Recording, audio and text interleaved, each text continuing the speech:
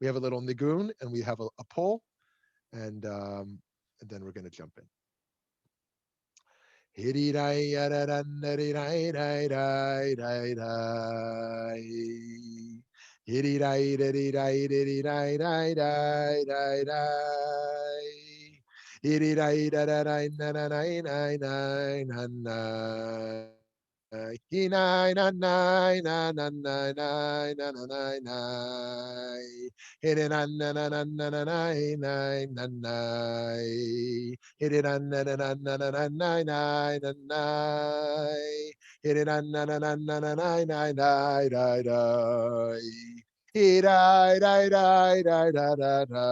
One more time.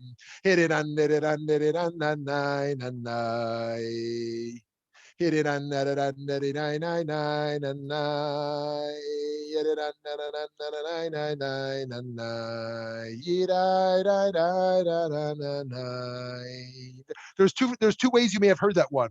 One is with the opening line to the Amidah, right? Na na na na na na na. Oh, Adoshem. Na na na na na na na na. Sefatai tiftach. Right, right. You know what I'm talking about? And or you could do it to Lechadodi. Na na na na na na na na Lechadodi. Na na na na na na na Likrat Kala. Na na na na na na na Penei Shabbat. Penei Shabbat Nekabela. Okay, friends, let's start with a poll here. We have a little poll here in regards to Purim this week. Purim this week on Thursday night. The Megillah. One question. The Megillah inspires me, troubles me, inspires me, and troubles me.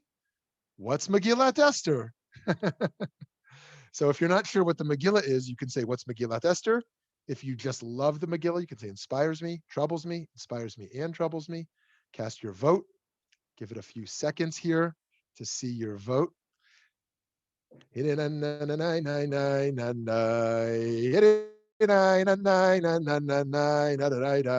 let's see the results. Inspires me, 50%. 0 say troubles me. Half say inspires me and troubles me. Let's hear from one person who has pure inspiration. Let's hear from one person who has some concerns and inspiration. Feel free to unmute yourself. Yeah. So I guess for me, I've been getting back into Jewish education and reading Tolstoy's Jewish literacy. But one thing that I've noticed, and one thing that I think the Megillat Esther really highlights is, and people can agree or disagree, as as is usual.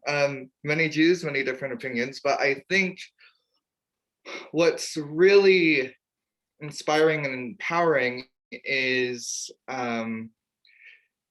that we see the power of women. And I think we look throughout Jewish history, we've seen how women have, a lot of times there's a lot of focus on the patriarchs, but I think when you take a closer look at the matriarchs and the women throughout our history, you see just how much they've shaped the people that we are from the background. And Right. I know a lot of people have their thoughts about our tradition, and I think in some cases people think, especially in the more observant world, that women are not empowered. But I think it says something really special about who we are and who we are as a people and as a tradition, and a family, a mishpacha, that we really do our best to empower everyone, but also make sure that women are lifted up and recognized. Great. And really thank you, Nicholas. Excellent, excellent. Thank you.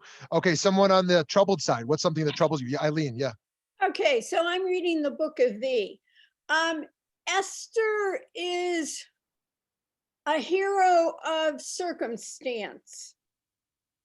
If in fact she doesn't survive, she cannot help Mordecai or her people. And in terms of being a powerful woman, I don't know that she really used that power. She was extremely manipulative.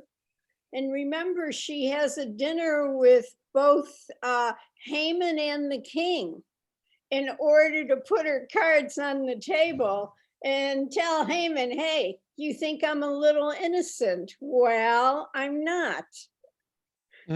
Okay, very interesting. Okay, friends, we could talk about the Megillah all day. We're not going to do it, but feel free to chat on the side if you want to share some thoughts of something that inspires you in the Megillah, something that troubles you in the Megillah. All of that is great learning. And we're going to jump into Boneh. Boneh. Well, our last two melachot were about the creation and destruction of lines on paper, like with drawing and erasing. This malacha, the 34th, is Boneh. Boneh means building, involving the creation or assembling of a structure. Building seems like perhaps the most obvious malacha of Shabbat, given how inherent physical labor is to the enterprise, right? When you think of erasing something, you don't think, oh, this is laborious. I just ruined my Shabbat experience by erasing something. You think of like building like a house, you'd be like, oh, that's not very restful. I mean, maybe some people find it restful. God built the world, and in that labor resulted in what we see and feel and what we hear around us. But as we also know, God rested. While the world was complete, the human being, the apotheosis of creation itself, was left incomplete. That final decision to rest gives us a profound insight in the divine mind, that God passed the task to construction of this fragile world to every person. Consider this fascinating passage in the Zohar, from Zohar Chadash. Rabbi Yochanan said, why were humans created in the image of God? As it says, God created humans in God's image. It is like a king who ruled his kingdom and built small fortresses and repaired works in the city. And all the members of the city were subjugated to him. One day the king called to all the city dwellers and appointed his minister over them. He said, until now, I would see to all the needs of this city and build towers and fortresses. From now on, he will be as I am. So what a fascinating image to have of kind of the role of the creation of the human being, that there's a fortress and a tower, and we were kind of appointed as kind of the guardians of the planet, the guardians of the life experience. As humans created in the image of God, we have been created magisterially with the human responsibility to be in palaces. We are not to be gluttons. Instead, we are tasked to look over the world and care for creation. Consider why Avraham built mansions. Did you know Avraham built mansions? Okay, neither did I, until I saw this Avot de Rabbi Natan. Avraham would go forth and make his rounds, and wherever he found travelers, he would bring them to his house. Eddie, this is a great text to use for immigration. Also, everything with Abraham is great for refugees and immigration. But anyways, he would make his rounds, and wherever he found travelers, he would bring them to his house. To the one who was accustomed to eating wheat bread, he gave wheat bread to eat. To the one who was accustomed to eating meat, he gave meat to eat. To the one who was accustomed to drinking wine, he gave wine to drink. Moreover, he built stately mansions on the highways and left food and drink there, so that every traveler stopped there and thanked God. That is why delight of the Spirit was vouchsafed to him.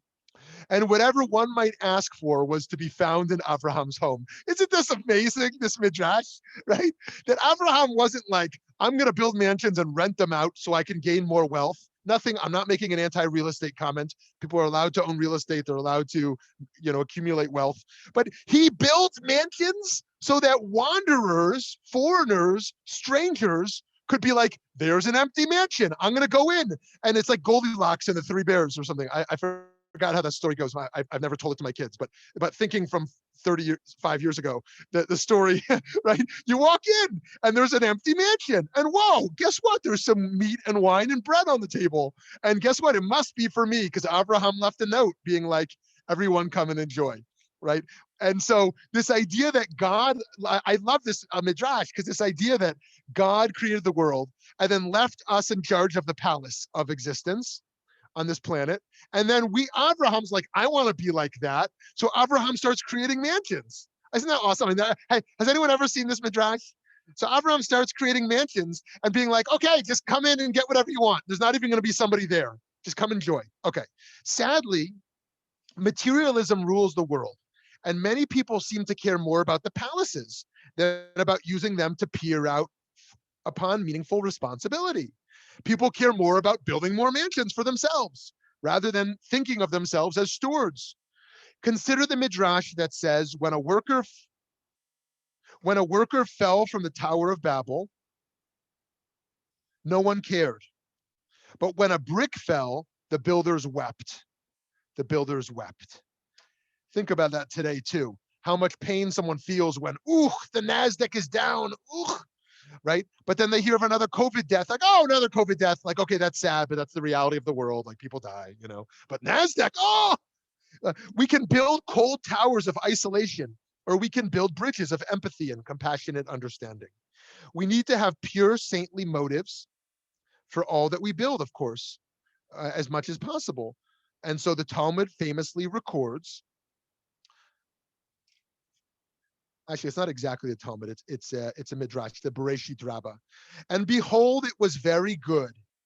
This refers to the evil inclination. But is the evil inclination very good? How strange.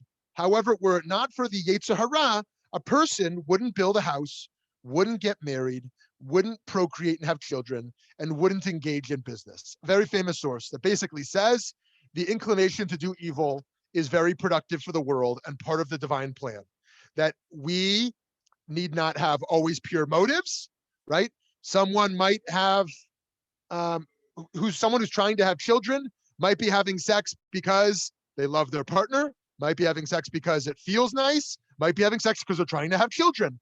And those many motives, someone might be doing business because they want to make lots of money and because their business is good for the world. That's also okay. Someone might be building a house for lots of different reasons. And so we understand that it's okay. If someone was only in it for greed or was taking a job only for money and disagreed with what it was about, ultimately, what the work was about, or didn't really care about it at all, that would feel like a bad approach. But if someone had multiple motives, okay. And so we see also here, indeed, self-interest accompanies higher motives when we are building a home and building the world. So what kinds of structures do we wish to build in the world? Like if you were going to leave a monument in the world as your legacy, of course, our legacies don't have to be physical structures, but if you were going to leave one, what would that look like?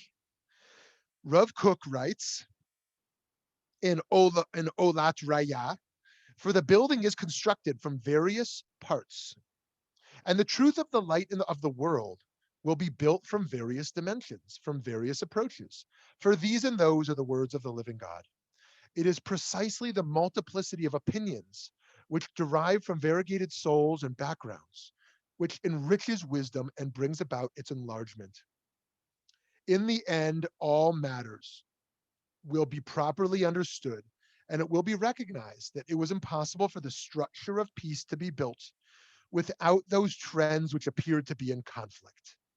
Isn't this amazing? What he's saying is, you might think all these conflicts we have, of course, there are some conflicts that we wish one side to simply disappear, one side of the argument, that is. But there's others, and we're going to see this in our debates class, how the conflict of ideas is necessary for the structure of society we're looking to ultimately build, the structure of community we're looking to build, and the type of shalom that can exist. And so Rav Kook is teaching that to have a structure of peace, it must be built upon the foundations of conflict.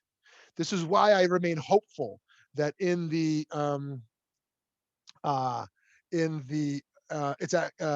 conflict in the Middle East, that this conflict, the intensity of the conflict, is a reminder of how deep the peace will one day be. Because if it was a shallow conflict, then perhaps it wouldn't be fully resolved when there was peace. You may have actually just heard that the Biden administration has signaled that they are not, as virtually every past presidential administration tried to do, trying to have some grand peace process. We're going to make it happen. We're going to make it happen. Rather, they want to have some little bits of progress in regards to suffering, take on little battles rather than big wins, so to speak. And this lines up with Micha Goodman's book, if you read that, around the goal right now is not peace. Nobody's talking about peace with any real hope, but rather reduction of suffering. So in any case, I do think that this Rav Kook teaching could help us understand many things, but one of them can be that this conflict, if we truly understand it, can lead to the most lasting and global model for peace, where people think have become cynical. This is to say that only by embracing the messiness of real life can we achieve a sustainable peace. Healthy relationships have disagreements, disagreements where all parties are treated with dignity. We work to build a safe and more peaceful world. To do so, we must often embrace conflicts to advance societal progress. This is not only work for us, but for our children. On this note, the Talmud teaches that sages increase peace in the world. Sages, this is called Chachamim Marbim Shalom Be'olam from Brachot. But Rav Kook explains that they only increase peace through argumentation. It is written in this Talmudic passage that we should learn not to treat the next generation as banayich, as your children, but rather as bonayich, your builders, right? Not just your children, but your builders of the world. Our children will have peace as the builders of a new world where conflict no longer exists or exists very differently. These children are the dreamers and the idealists we need to shatter our skepticism, or God forbid, our cynicism. What children so often don't always understand, however, is how to transition. To learn how to transition takes years of experience. When I entered adulthood, on a personal note, I knew a lot about change, entering into new situations and new contexts, but I knew very little about transitions, the psychological process of adapting to change. The most important step I didn't know about was how we need to mourn and let go of the past before we can adequately start to adapt to the future. I wish I knew that when I switched from an earlier interfaith context to an immersed Jewish context. And I wish I knew that when my family hit major immediate financial hardship and when my parents got divorced. I needed to learn to mourn a certain type of family model I once took for granted. I needed to learn how to let go of a past type of stability that could no longer serve me. I wish I knew that when I celebrated the birth of my first child, I thought it was pure joy, but I hadn't yet let go of an identity, an earlier marriage lifestyle that I knew so well. We often think that growth means we need to change, but it is more. We need not only to change behaviorally and intellectually, but to transition psychologically. In a book called Managing Transitions, the author writes, chaos is not a mess, but rather it is the primal state of pure energy to which the person returns for every true new beginning. This comes from William Bridges and Susan Bridges' book, Managing Transitions, Making the Most of Change. Indeed, we don't achieve peace and then remain there. Rather, in each major transition, we return to chaos, a chaos of quote unquote pure energy. They write that there are 3 phases of transition. Okay? 3 phases of transition. So let me remind us, growth is not about change. Growth is about embracing the transitions that emerge within change. First, letting go of the old ways and the old identity people had. This first phase of transition is an ending and the time when you need to help people to deal with their losses. Secondly, going through an in-between time when the old is gone, but the new isn't fully operational. We call this time the neutral zone. It's when the critical psychological realignments and repatterings take place. And thirdly, coming out of the transition and making a new beginning. This is when people develop the new identity, experience the new energy, and discover the new sense of purpose that makes the change begin to work, right? So think about when somebody hasn't embraced this. Have you ever met someone who, let me use an absurd number because I don't want to minimize a smaller number, someone who's had like 7 marriages but like immediately goes into the next marriage after the first one ends, or even maybe they go into it even before the first one ends. Like actually yes, there's a lot of change, but they never allow themselves to transition. And I always like to say to people who are getting divorced, take a little time to process this, to live in this before you enter a new relationship, or not even with divorce, with ending any relationship. It's also important, if possible, between jobs. Sometimes people go right from one job into another job, but the ability to take some time to truly transition. And lots of other things. Having children. Some people have one child and they're in a race to have a next child, and of course there's reasons for that. But part of this is they're saying not only step 1, letting go, and step 3, transitioning into the new thing, but this neutral zone in number 2, where things are not fully operational yet. The habits aren't in place yet, where someone starts to really engage in the psychological realignments and repatterings. So when we discover this new energy, we reignite our sense of purpose. Antoine de Saint-Exupéry said, if you want to build a ship, don't drum up people together to collect wood, and don't assign them tasks and work, but rather teach them to long for the endless immensity of the sea. You've heard that before? I love that. Right? We don't just give tasks in society of what needs to happen. We need to together long for the immensity of the sea and understand that building as being a part of that. We will build a future by transcending our resentments and angers of the past. Rabbi Jonathan Sachs writes, and yet I must, for the sake of my children and theirs not yet born, I cannot build the future on the hatreds of the past, nor can I teach them to love God more by loving people less. The duty I owe my ancestors who died because of their faith is to build a world in which people no longer die because of their faith. I honor the past, not by repeating it, but by learning from it, by refusing to add pain to pain, grief to grief. That is why we must answer hatred with love, violence with peace, resentment with generosity of spirit, and conflict with reconciliation. Very important. This is not just a sweet idea, but how we build the future by actually a codified Jewish law about building. The Talmud records a fascinating disagreement here from Gittin. I love this. I think this is incredibly important. You can apply this to a lot of things. And if a beam wrongfully appropriated has been built into a palace, let me unpack that first line. What happens? You steal a beam, someone steals a beam, and then they build their house using that beam. The rabbis taught, if a person wrongfully takes a beam and builds it into a palace, Beit Shammai said that they must demolish the whole palace and restore the beam to its owner. Beit Hillel, however, says the latter can claim only the money value of the beam, so as not to place obstacles in the ways of penitence. Okay, friends, this is called takanat hashavim, and the way I normally use it is in regards to the re-entry process into society for an ex-felon. So what is the halakha? If you steal something, you must return what you stole. Somebody goes and they steal somebody's lawn chair because it's on the front lawn, and they think, oh, maybe it's for bulk trash. You ever had that happen? You leave yeah, someone stole my son's Batmobile. Remember that Batmobile? If you've ever listened to my personal stories, you know the story about my son's Batmobile and how he got it. And then someone stole it from our driveway. I was so upset. And I was like, okay, maybe they thought it was bulk trash, which makes no sense because it was a new Batmobile and it was in the driveway. But okay, I was trying to give the benefit of the doubt.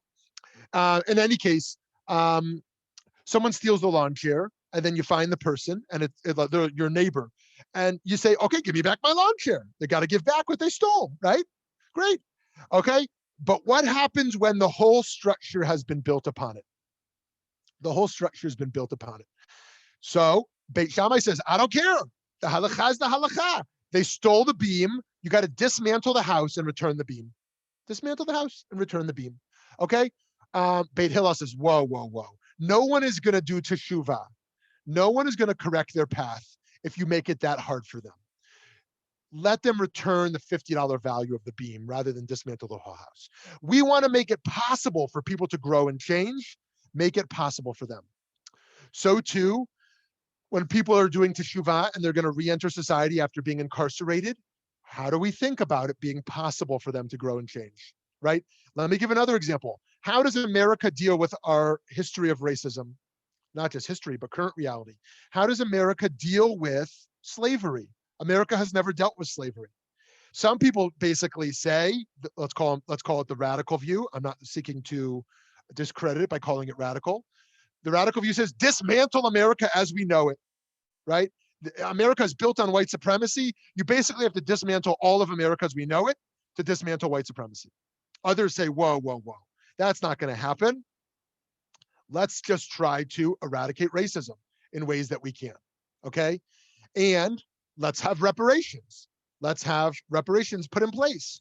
But you don't need to take away every mansion from someone rich to kind of deal with slavery as it once existed. You don't have to dismantle everything that was built by a slave owner 250 years ago in order to get there. Rather, let's try to correct the wrongs and make it possible for everyone to be on board, or as many people as possible to do that. So this is a very important Talmudic passage to understand how we move forward while still finding justice in past wrongs. Okay, I'd love to hear more thoughts on that as we conclude. I'm moving to the last few thoughts here. The practical halakha naturally follows Hillel. Hillel, you return the monetary value as usual. So here's what it says in the Shulchan Aruch in Choshen Mishpat. According to the letter of the law, whoever steals is required to return the stolen object himself. This is the Ikar Hadin, the letter of the law. For it is said, he would restore the robbed item which he robbed, even if he stole a beam and built it into a large mansion. This is the biblical law. Would require someone to destroy the entire building and return the beam to its owner. But the Chachamim, Chazal, the sages instituted as the Takanat Tashavim, the ordinance of the penitents, that he should repay the value of the beam and not forfeit the entire building. Friends, this once again is the radical nature of Jewish thought built into the oral law. The fact that we are not a people of the book, of the Chumash, of the Torah, we are a people of reinterpretation. We are a people of a Talmudic process. And what the sages did is nothing less radical than took one of the 10 commandments and said, thou shalt not steal, and said, no, we can't live in a world like that. We can't live in a world where we ask people to return what they stole. Yes, there are times we can do that, but there's a lot of times we can't, right? Bernie Madoff is not going to be able to return what he stole, right? And a whole bunch of other people, when a society is built, when a community is built, when wrongs have been done, are not going to be able to do that. We need to build a world not on truth and not on perfect justice, but on peace and on restoration and reconciliation. And so they uprooted the Torah law of returning stolen objects and said, no, we've got a different way to do that. It was incredibly radical. To build a more just society, we cannot destroy those who make mistakes. We need to make it possible for everyone to engage in teshuvah, in moral growth. Traditionally, we refer to God 3 times a day in the Amidah as Boneh Yerushalayim. Isn't that a great name of God? One of the things I love about tefillah, about Jewish prayer, is you find infinite names for God. It's not just Hashem or Ado Shem or Elohim or Shakai, Shaddai, and so on and so on. But one of them is Boneh Yerushalayim. God is the builder of Jerusalem. What an interesting name, right? Indeed, we are partners in that holy work. Today, on the one hand, you have to be builders and guardians of Jerusalem. And at the same time, guardians of the idea of Jerusalem. The idea. You have to physically build the earthly Jerusalem and keep alive the power, energy, and uniqueness of the heavenly Jerusalem. The ideal and the reality. Building is not only about expanding, but also about protecting. Consider the Torah commandment to build a fence to enclose a flat roof of a house so no one can fall down. Part of building is about securing as we build. right? Think about building a family. That doesn't mean simply procreating, but building a family culture, building a nation, right? It doesn't just mean building structures, but building an ethos, building a culture. This notion is also true as we build the future of Torah life. We do not merely confine and conserve what Torah once was. Rather, when we encounter new ideas, we often have the opportunity to expand the Torah. Rav Kook put it best, and I quote this all the time. I think it's one of his most important ideas. He said, we should not immediately refute any idea which comes to contradict anything in the Torah, but rather we should build the palace of Torah above it, right? A new ideology emerges in the world, and we don't just automatically discredit it, but we think, how can Torah expand in relationship to this new technology or ism? Okay, to conclude, as it says in Tehillim in Psalms 89:3, Olam Chesed Yibaneh. You know that song? Hididai, dididai, dai, dai. Olam Chesed Yibaneh. Hididai, dididai, dai. The world shall be built on love. The world shall be built on love. Olam Chesed Yibaneh. Rabbi Yehuda HaChassid wrote, I will build an altar from the broken fragments of my heart. What a beautiful thought, right? Think about that. That when you have a broken heart, you have pain, you have suffering, you can build an altar from it. Indeed, building involves pain and tears, but it is precisely from this toil of life that we will bring our ultimate offering, our most true service, cultivating lives of service to peace and love so that this world will no longer experience hate, fear, and needless conflict. Okay, friends, I'd love to hear from you on any of this.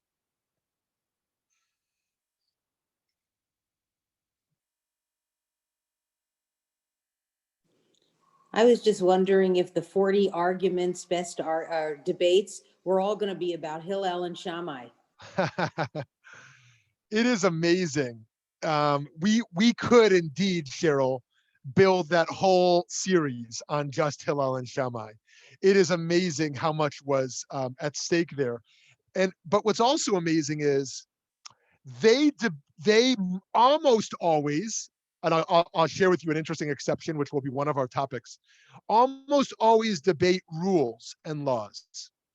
They very rarely debate the conceptual realm, whereas our series is going to look conceptually at debates rather than just at rules and laws. It is interesting to debate rules and laws, but and I'll give one exception. One exception they have is they debate, was it good for humans to have been created? Essentially, do humans experience more joy and suffering in human condition? And that is an exception for them because they were legalists. They were legalists, debating literally everything. As you recall, one of the most famous was, should we be embracing of converts or push converts away? That's one of their many famous debates, among many others. So yes, Cheryl, I think it would be a lot of fun, and I'm sure the debates of Hillel and Shammai will emerge countless times.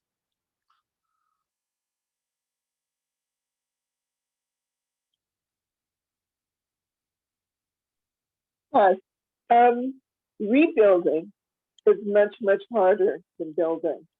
When something is destroyed, either physically or within society, it's just so much harder to get back. And I'm thinking of two things. One, the environment, and it's almost the point of no return, and yet it still goes on and on. And once it's shattered, it's shattered. The other thing is, like, as you mentioned, slavery, and with us, it's of course the bad treatment of our First Nations people. And so what South Africa did, and I'm not saying it's a great place, it's not, but thanks to Nelson Mandela, there wasn't a mass slaughter going both ways after apartheid fell, was that they had a truth and reconciliation process, which apparently was quite successful.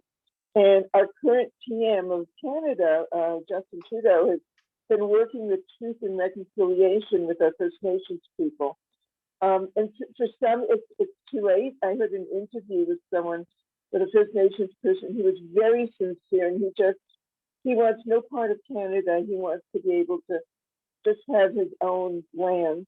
And some are trying, but maybe what the U.S. is really a truth and reconciliation, a government process of going through what was done, going over slavery and Jim Crow and all the rest, and trying to make reparations in any way possible, and having a public discussion on it. Yeah, thank you, Lauren, for that. There's really a lot to say there, and I'm there's so much to say on the last bit that I won't. But on the first bit, this point is really important, actually. So any guesses on what the malacha next week is? Soser, destroying a structure. So we'll talk about that next week. This is building, and next is destroying a structure. And in fact, what is much easier and much more common is you build something, it's not perfect, so you destroy it and you try to build something new, right?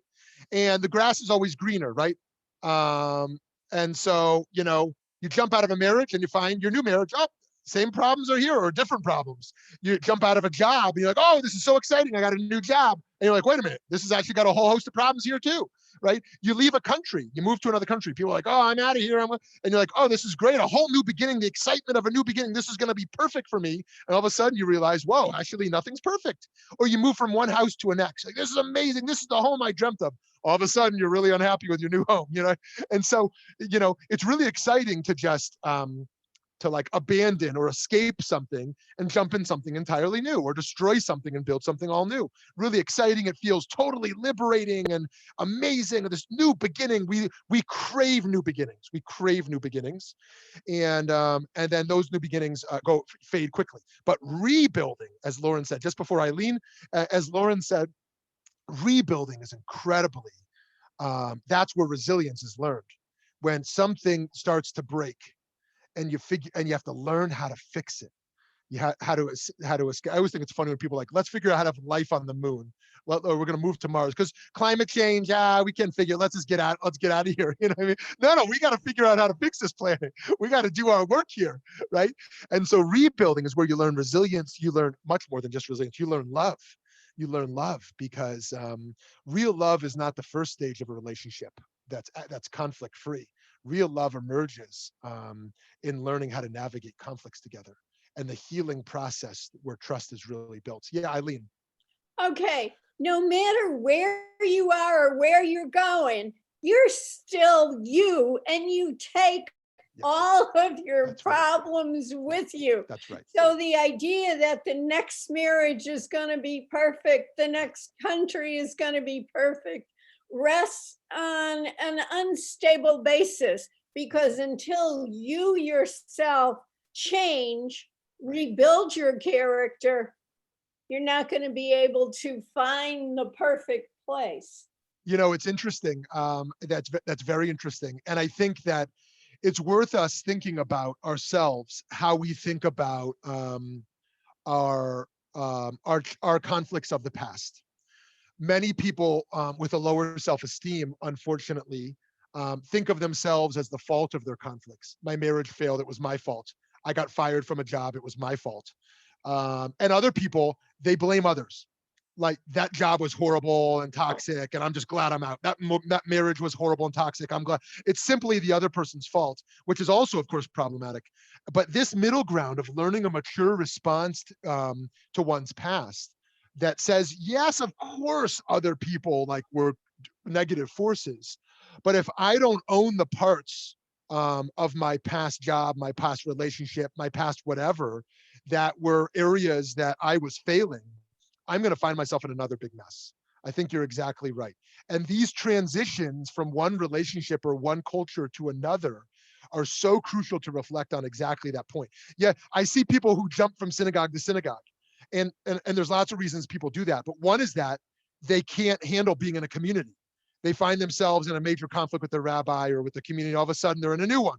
They founded a new one. I know people who have literally founded 4 synagogues because it's like they founded it and then eventually they hired a rabbi. Oh, I hate this rabbi, and they go find a new synagogue. Or let me give one more example before we open it up again. There's you ever heard of the concept of a bal tshuva? A bal tshuva. So there's a positive context of a bal tshuva and a negative context, in my view. A positive context is a bal tshuva in its literal sense means someone who was erring and now corrects their path. But what it means in the Kiruv world, in the ultra-Orthodox outreach world, is someone you get to be religious from 0 to 60. There's many of those groups here in my local town. I won't name them. They're very good at raising money from people who are not Orthodox, because they kind of say they're doing something different than they're doing. Oh, we're just promoting love of Judaism. But in fact, many times what they're trying to do is 0 to 60. They're trying to get someone who has no Jewish connection into basically a black hat world. And the most common people they find to make that transition are people who are have a lot of brokenness in their experience right now, and are deeply craving that type of embrace and that type of certainty of like, oh, you're lost, you can't find friends on campus, you're alone, you're going through this or that, right? Like, it's all going to be good. Come to us. We'll give you a shot of, give you some shots of whiskey, tell you you're amazing, and like put on this black hat and you'll have figured out everything in the world. And this is another case where I always like to say, if people come to me and they're trying to convert, or they're trying to get religious really quickly or something, I try to say, like, I try to figure out, are you running from something? Are you running from something that's not resolved? Because just like someone who wants to run from one marriage into the next real quickly, or one relationship into the next real quickly, running from one major trauma into a whole new culture of life can also be very problematic. As I said, whoa, let's slow down. Let's slow down. What do we need to resolve before adding new major changes in life? As if, yeah, because people can think some major change in my life, if I start wearing a black hat, or if I move countries, or I take on a whole new career, my other past problems are going to fall away. Well, hold on, we got to deal with those past problems before we enter a whole new, right? Okay, someone else. So rabbis, I heard you talk, well, as I've been listening to all of this, one of the things I thought of was, from Genesis onwards, we look at different moments where people have erred in some way, and then Hashem says, okay, I'm gonna like wipe you all out and find a new people, like start over. And we have different moments where, whether it's Sodom and Gomorrah, or whether it's other moments throughout Jewish history where, patriarchs have, pleaded, well, wait, don't destroy everyone. There's got to be, like some amount of, goodness in the world and humanity. And I think that's what we're talking about is also true of God, and how we were able to work with God to say, well, okay, you can't destroy us the first time that, we do something that you don't like. You have to be able to let us learn and grow from, what we did and become better people. But, that's something that I thought of, and I thought it was a cool parallel. Awesome. Great. I love this. It's very helpful to think about how we think about punishments in disciplining children, how we think about the systems of mass incarceration, and how we think about growth and change. But it's also really helpful to think about kind of, and I say this with all reverence, but kind of a less mature manifestation of the divine in the earlier parts of the Torah, which is not a critique of God, as much as God is responding to an immature manifestation of humanity. And so the response there is wipeout. You see it, as you mentioned, you see it with the flood, you see it with Sodom, you see it with the Egyptians in the water. And of course, the end result of Sodom is God was right, not Abraham, right? It ends with, yeah, if there were 10 righteous, they're not going to be destroyed. But in fact, there weren't. So God has to destroy it. Like, there was actually nothing irredeemable. And yet we see that God regrets the flood. And in the Talmud says God even repents, that there's some degree of like, wow, I can't build a world on truth and justice. God realizes that, like, the world is built on love and compassion and forgiveness. You can't build a world on that. And that relationship to destructing really comes back to bite us when we burn things down. We burn things down to thinking they're going to go away. You know, and here's an interesting thing also in how we think about terrorism. Perhaps there's some hawks among us who think fire and shoot, find every terrorist you can and fire and shoot. You know, perhaps there's other people who think, you know, you can never kill every terrorist. You know, the hawkish approach will never work. You have to take a fundamentally pacifist approach. And others might take a middle ground of how you show military force, but how you engage in process of diplomacies and so, you know, societal cultural change at the same time. How do we eradicate that which appears to be evil? And how do we respond to that in ways that, in a sustainable way, uproot it? Yeah, Nona. I was thinking that a lot of what you talked about seems so appropriate right now in this space of our swinging from one political belief system to another, back and forth with not a lot of capacity to find a common ground and just go from one set of values to another. And what an interesting opportunity we're in. We're in a real neutral ground right now with the pandemic pause that we have been given to reflect on how we build back sort of everything in our society and how we look at the climate and how do we integrate justice and environmental truths into our work, and how we try to, I don't see this country having the maturity to have a truth and reconciliation type of process soon, partly because everything's still so raw in the transition, I think. But I think in the process of resuming rational approaches to things and trying to integrate some sense of there being more than one perspective on things, we have a capacity, we have a moment to do that in that is really unique. And hopefully we will have the maturity and wisdom to figure out how to do something with that. Amazing. Seesawing doesn't work. Totally. So Nona, let me just say one thing about that important point, which is that sometimes one of the questions we can ask ourselves, and tell me if this resonates for you or not, what emotion is taking up too much space in my life that it's not allowing for other emotional experience? And sometimes that can be fear, sometimes that can be anger, or whatever it is. But in this case, it can be yearning. Sometimes we yearn so much for a next era that we don't allow a space for that reflective experience, that transition, that change. So for example, someone yearns so much for COVID to be under control, I can get back to my normal life. So much of that space is just this anticipation, this yearning that we don't allow ourselves to be reflect and be like, well, when that comes, as it will soon, right? How will I live differently? Right? Or, oh, I'm yearning for this political era to end, for this new one to end. Oh, good, it's finally done. Now I'm just relieved, and now let's just enjoy this, as opposed to being like, whoa, what happened there? I want to make sense of that. And what's happening now, and how do I make sense of this? And rather than just feel relief and feel, you know, those emotions, to actually go through a process of reflection and transition. I think it's so important what you're saying here.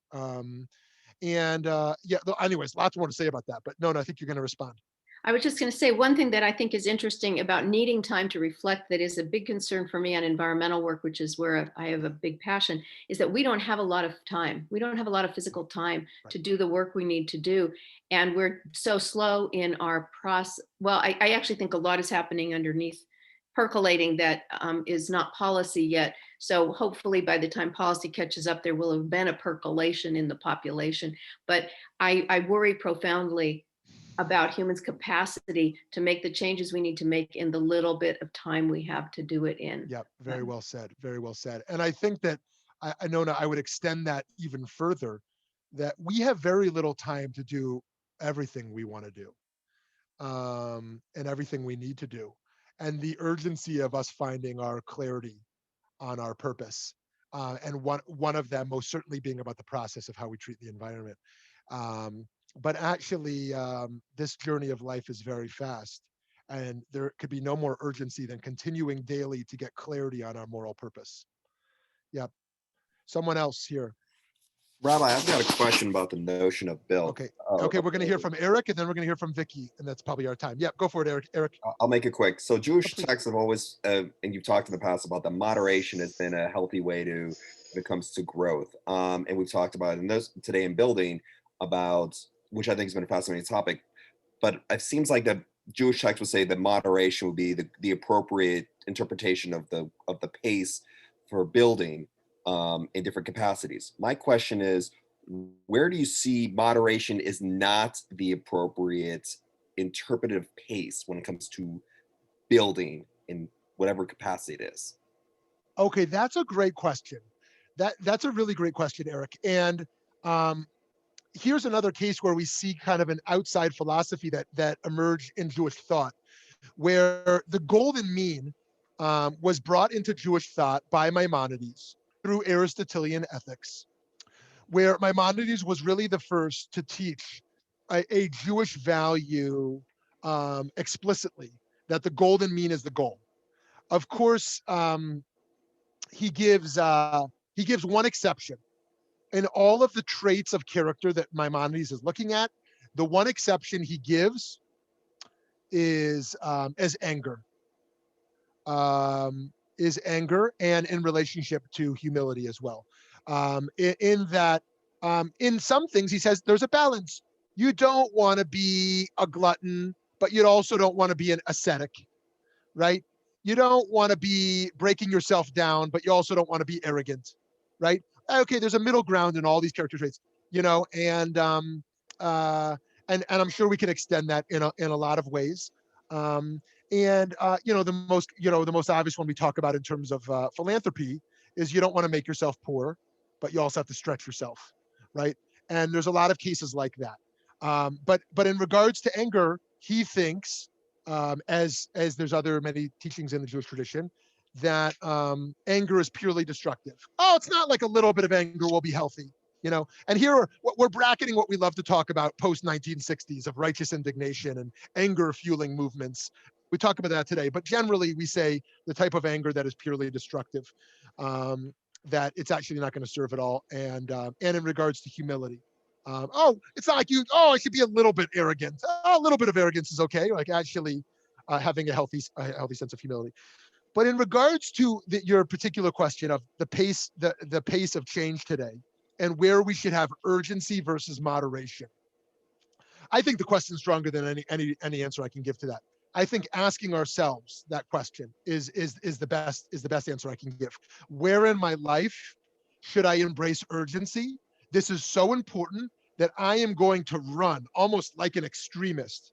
I am going to run urgently to guarding and protecting and building this. And where in my life do I need to slow down, reflect, engage partnerships, engage process, engage in a path of moderation? And I suspect we'll have some different answers of that, different answers in different times of our life. For example, when the doctor says, you're going to have a heart attack if you don't cut out X, Y, and Z immediately, you be an extremist. You cut it out immediately. Other times you say, you know what? I'm going to be moderate. I'm just going to have a little bit of that. Live life and enjoy your life. I'll have a little bit of that, right? So there's going to be different stages. All right, Vicky, we're here from Vicky, and then we're going to wrap up today. I'm just going to say, I'm not going to raise my question. I'm just going to say this has been a fabulous discussion, exceedingly timely, because it could be applied in so many different ways. And I was going to suggest another one, but for next time. And I think Vicky, moderation is an important concept. Vicky, we're going to hear it. We're going to hear it. I want to talk about, I'm very much confused, troubled by this issue of renaming all of the schools and the monuments and tearing things down, rather than figuring out how we're rebuilding our past and how that figures in it. So you'll leave that there for another time. Okay. Take care. Amazing. Friends, let's continue to build the world together, one brick at a time, one human dignity at a time. Have a wonderful day. See you soon. Thanks so much. Thank you. Purim, everybody. Oh, have a great Purim. Freilich and Purim. Try to give something to someone. That's the goal. Give something to someone.